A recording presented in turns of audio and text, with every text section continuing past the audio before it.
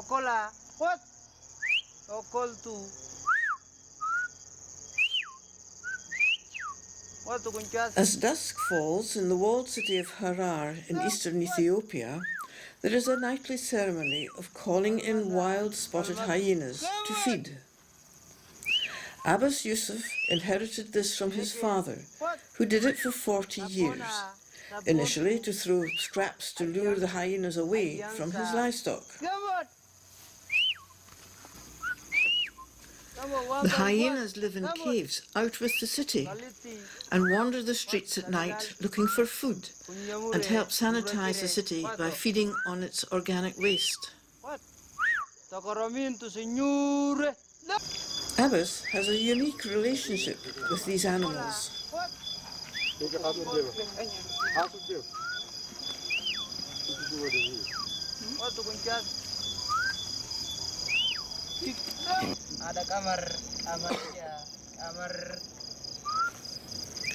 The family tradition is coming under threat. With the expansion of the city and deforestation, the hyenas are moving away to new habitats.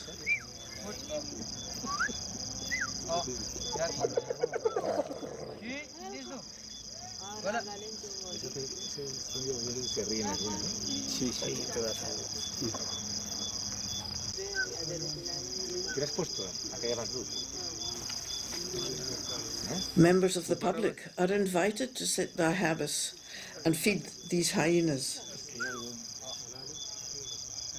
Please look at the camera.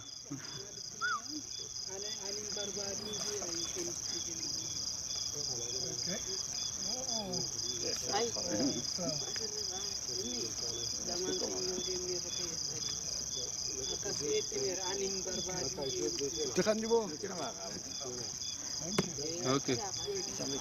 Pause next.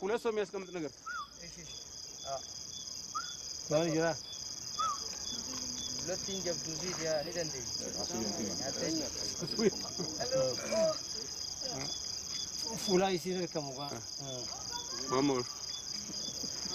Arka kan ipra. Arka nanya cis. Alto. No, don't touch. No. Okay, one more.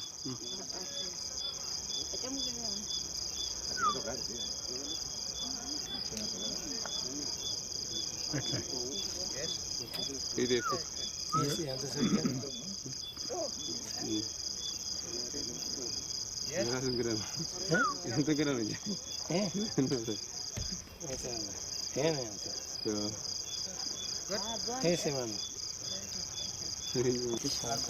Nothing is staged.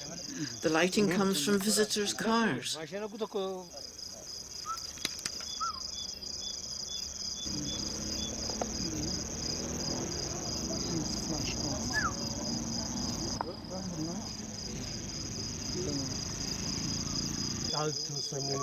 Every day come the same humans. Sometimes the same, sometimes different family. And there is no knowing how many hyenas will appear on any night.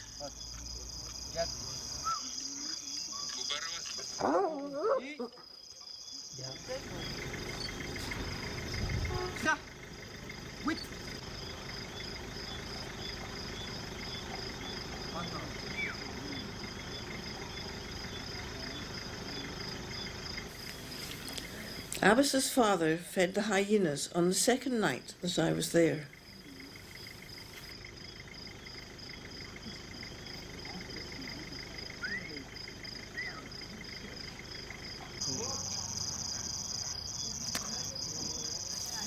The feeding lasted less than half an hour before these wild animals returned to their dens in the woods.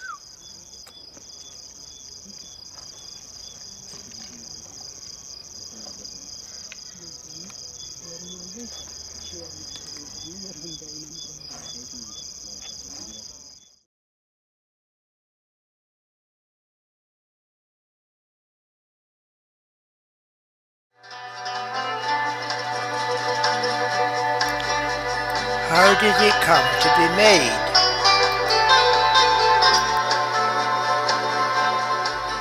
town of Segovia in Spain is 50 miles north of Madrid, the capital. It is famous for a big aqueduct. Until recently, all the water for the town came from a mountain stream 15 miles away by means of a channel. And for the water to cross the big depression near the town, a series of arches was built to carry the channel so that the water could reach the houses of the town. Many people think that the Romans built this aqueduct, but the townfolk of Segovia know the real story of how it was constructed. It concerns Juanita, a servant girl whose task was to carry water from the well. A lady of Segovia tells the story. Once upon a time, in a house high on the hill in Segovia, there was a pretty servant girl called Juanita. Her job was fetching and carrying water. One day her mistress told her to take her clay pitcher and get some water at once. Juanita went without complaining, but she did not like the job. It was hard work. As she walked along with her full pitcher, she met two friends who asked her if she was going to the dance that evening. "I'd like to," she said, "but I have too many journeys to make." "We'll see you later," they said. Juanita thought to herself, "How lucky you are to live near the fountain. I would give my soul to the devil if the water came to my house on its own." Then she heard a voice saying, "You'll have your wish." "You gave me a fright. It's not nice to laugh at me," Juanita said. "I'm not laughing at you. If you give me your beautiful soul, I'll grant your wish." Juanita felt shy, and looking down, she saw the man's feet. She had to bite her lips not to scream. Maybe it was the devil speaking to her. She said, "You'll only have my soul if the water reaches my house before the cock crows." It was the devil, and he said to her, "It will arrive," and he laughed. As Juanita walked home, the birds were saying, "The soul is for God." Juanita replied, "Be quiet, be quiet. I know the soul is for God." When Juanita arrived back at the house, she was shaking. The mistress said, "What has happened? Your pitcher is empty. Anyone would think you have seen the devil." Juanita did not say anything, but went to her room and asked God to forgive her horrible sin. Her friends arrived for the dance. "Is Juanita ready?" The mistress told them. "She came back very strange and is now in her room." "What a shame," they said. Juanita stayed in her room praying, but that night there was a storm. The people said that there were strange noises, but only Juanita knew what was happening. "Oh dear," she said, "the devil is working to take my soul away." The devil urges his demons, "Hurry and put those stones in place. Faster, faster, even faster. A soul is worth all this work." The people of the city did not dare look or open their doors. The noise was so terrible. Juanita kept praying, "Forgive me, my God, and scare the devil away." She was still praying when the cock crew. "Confound it," the devil said, "the cock is crowing early." God had made the sun to rise an hour earlier than normal. Because one stone was still missing, Juanita was saved. A deathly silence hung over the whole of Segovia. The neighbors opened their doors carefully and grumbled to one another, saying, "What a night! We thought the end of the world had come." One person looked outside and saw the aqueduct. He called out, "Come quickly and look, it's amazing." The people said to each other, "What a marvelous thing! What a beautiful bridge!" Turning to the people, Juanita then confessed the wrong she had done. The whole village was angry with her for selling her soul, but because everything had gone well and the aqueduct was so pretty, they decided to put the last stones in themselves. The next day, the city had a party. When night came, no one wanted to go to bed because the aqueduct looked even more beautiful by moonlight. One person said, "I don't want to go to bed. I want to look at the Devil's Bridge." Others said, "Be quiet. It's not the Devil's Bridge. It's the bridge of Segovia. It's our bridge. Oh, how beautiful it looks."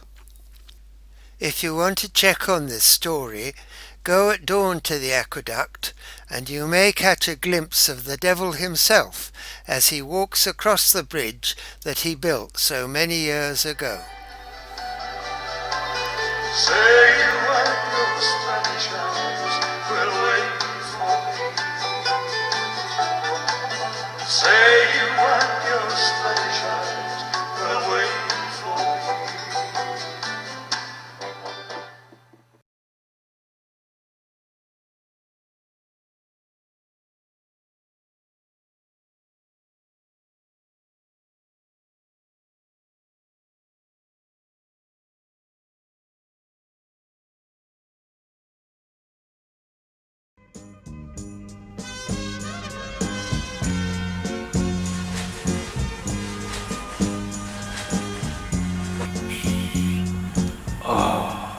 It's always her.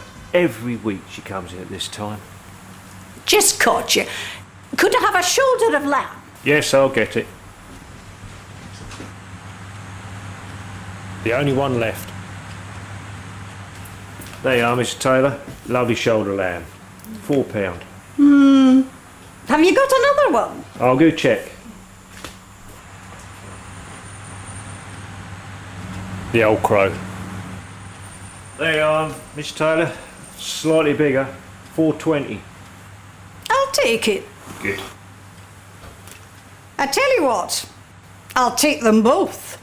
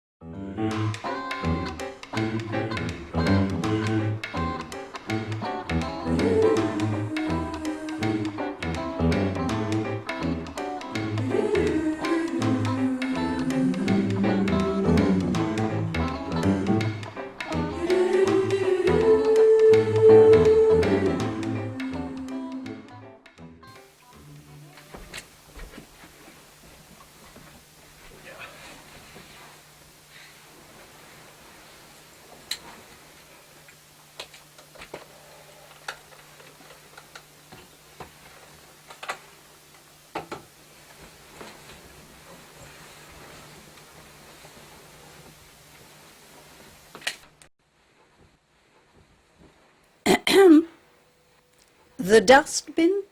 Oh, no.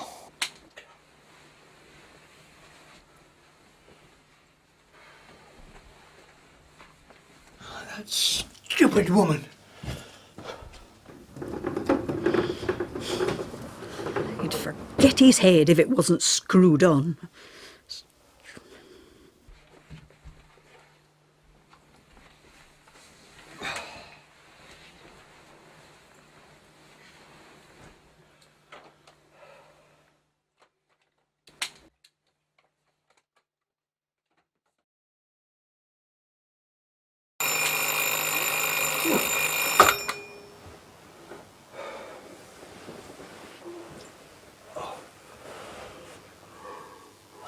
I've got a busy day today. Yes, dear.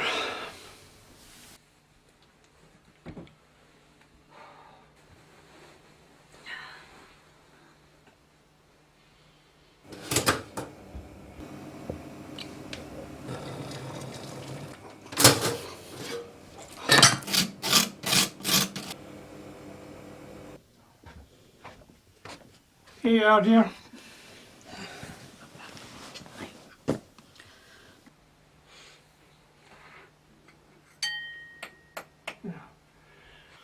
Sorry, dear.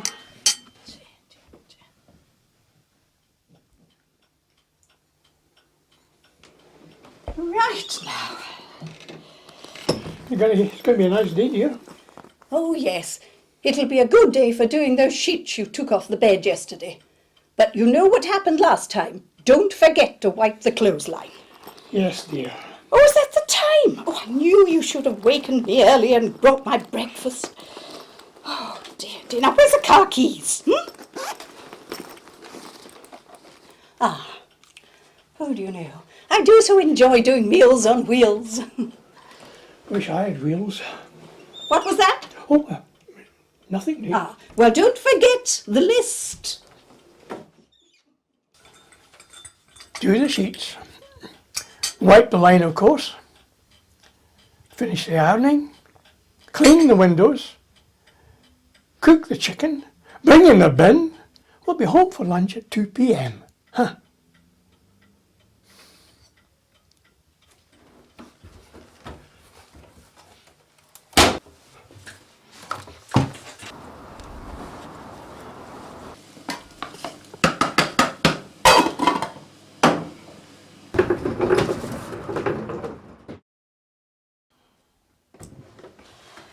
What are you doing sitting there? Is my lunch not ready?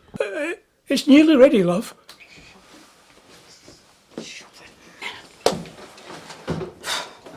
What a morning I've had. Mrs. Thompson got her feet done. Mr. Robertson's landed back in hospital. And poor Mrs. Carruthers. Well, she doesn't know if she's coming or going. And as for that Mr. Patterson, well, I've told him if he doesn't keep his hands to himself, I'm sending you round to sort him out. And don't you forget, I'm going into town today to get an outfit for Gillian's wedding. And while I'm there, I'll meet Betty and we'll have our tea in town, right? And it's my bridge night tonight, so I'll need a rest before I go.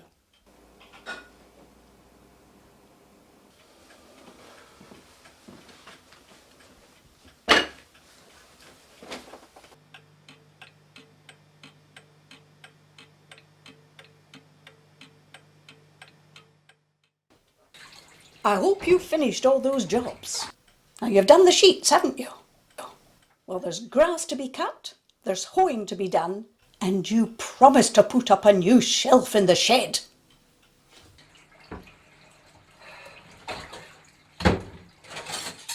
Right, I'm off now.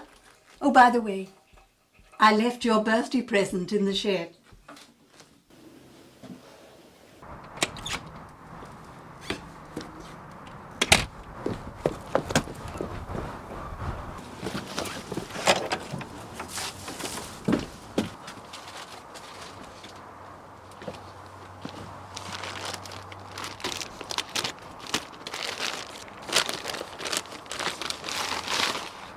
Oh, something brilliant, something I never wanted.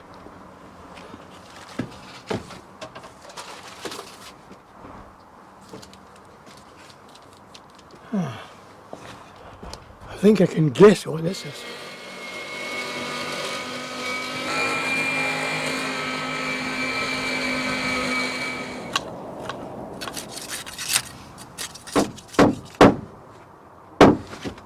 Oh, bloody hellfire!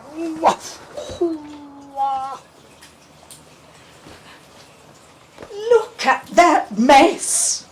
Haven't I told you before to leave your shoes outside?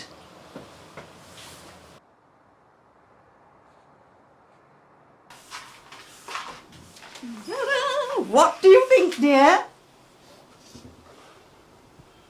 Oh, lovely, dear.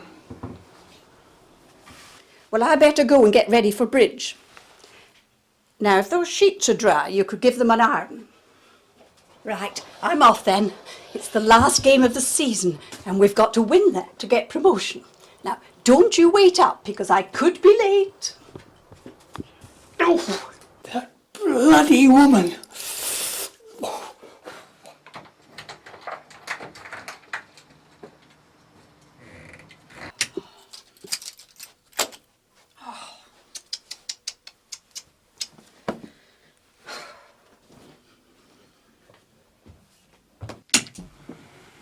We've won! We've been promoted! And by the way, those sheets you did earlier, they'll have to be done again. I told you to wipe the line. Oh, Lillian, what are you doing? No!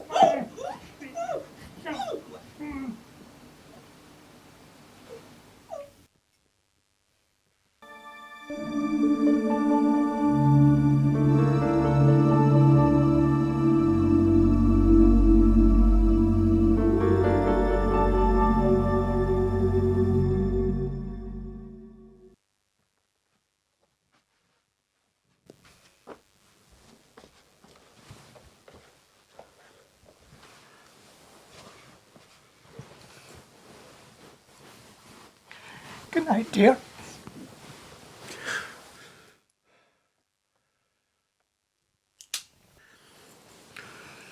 Job done.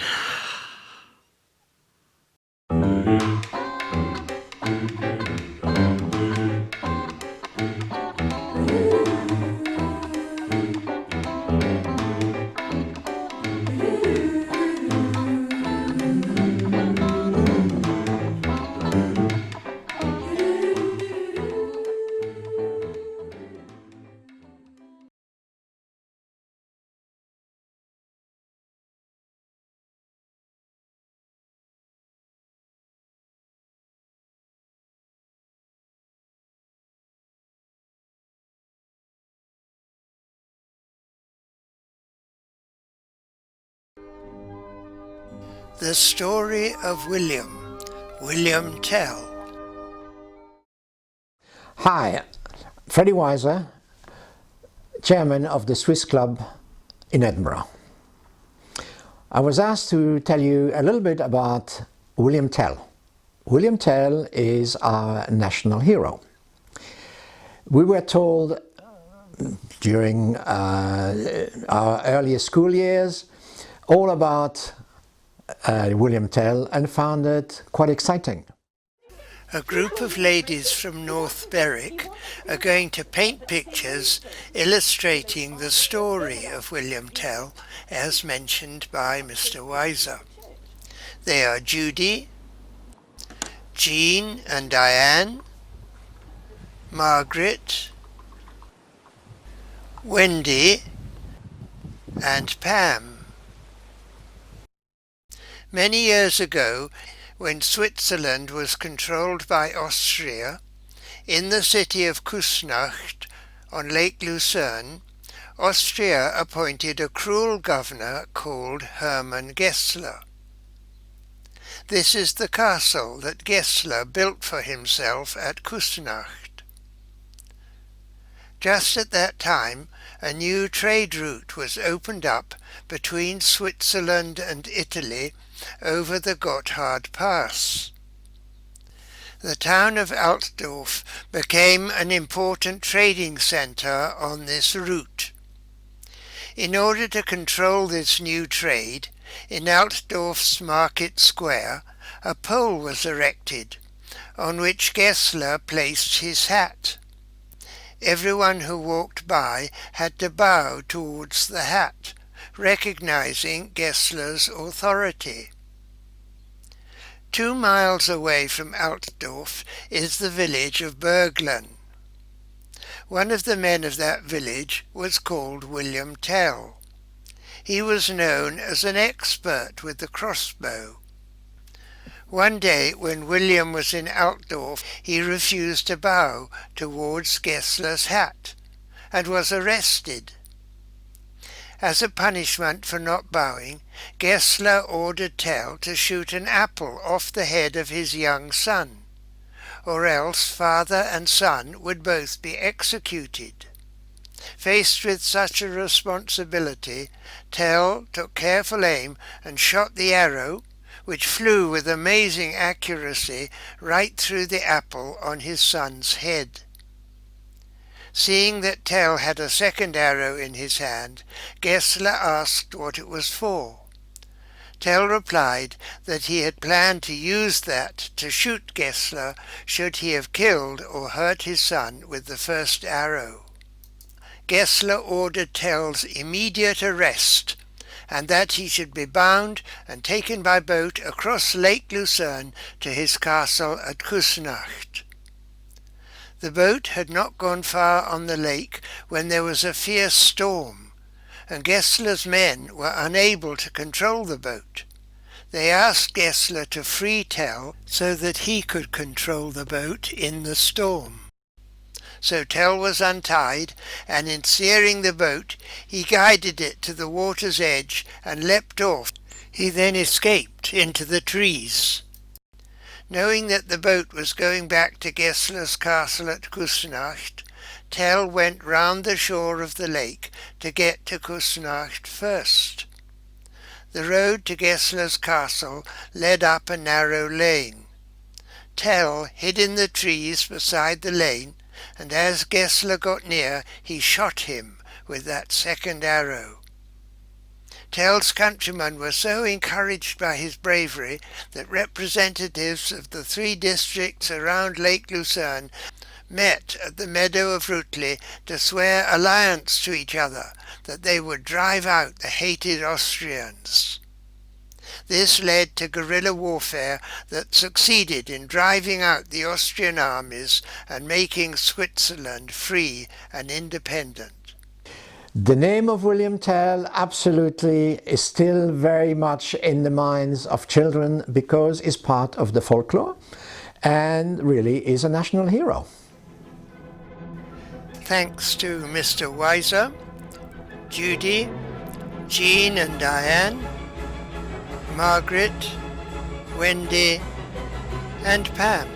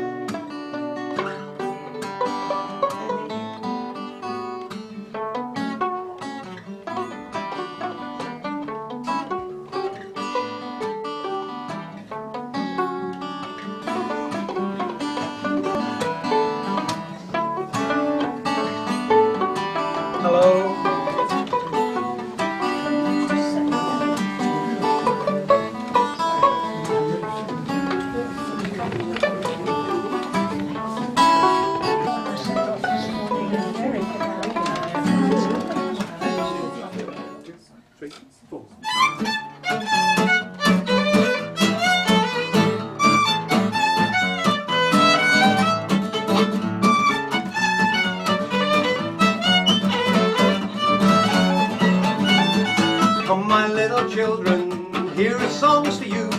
Some are short and some are long, and most are true. You must learn to sing them very small and clear, very true in time and tune and pleasing to the ear. Thank you so much. Welcome again. We are Neil Adam, that's him, Judy Turner, that's me, and we have come for a long way, crossed many oceans to be here today to tell you our version of the wonderful story of the life of one of Edinburgh's favourite sons, Robert Louis here, and Louis to us Stevenson, who after Dickens was perhaps the most loved and best known writer of fiction of his era. A man known by his initials alone, RLS began publishing fiction in the 1870s, and of course since then he's never been out of print.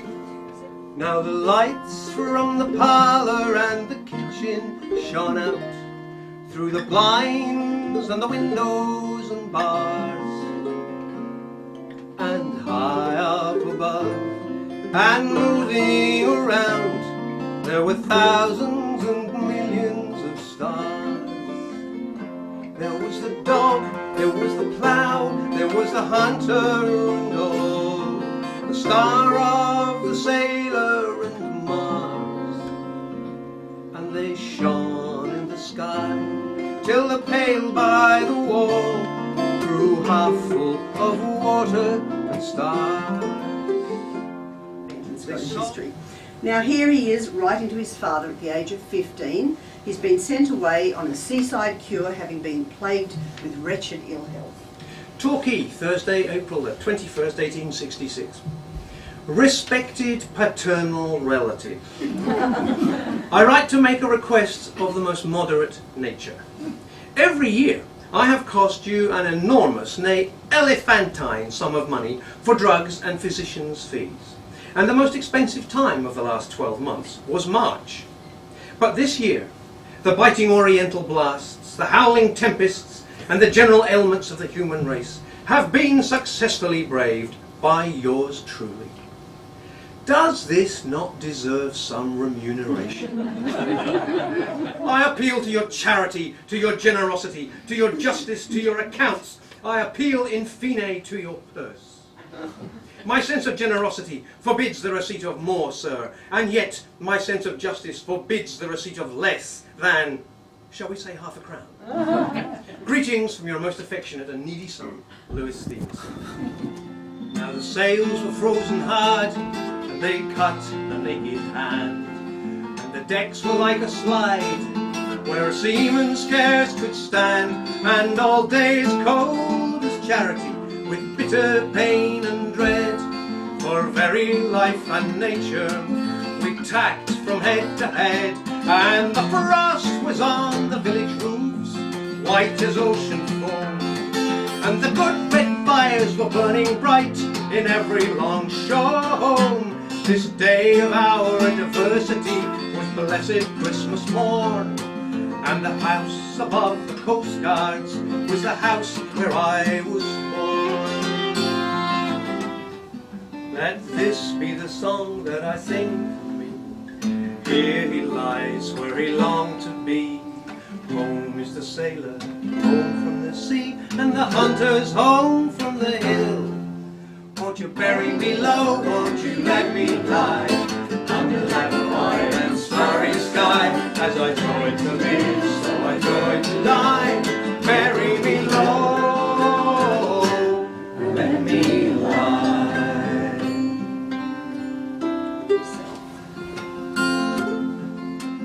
When it comes to my own turn to lay my weapons down,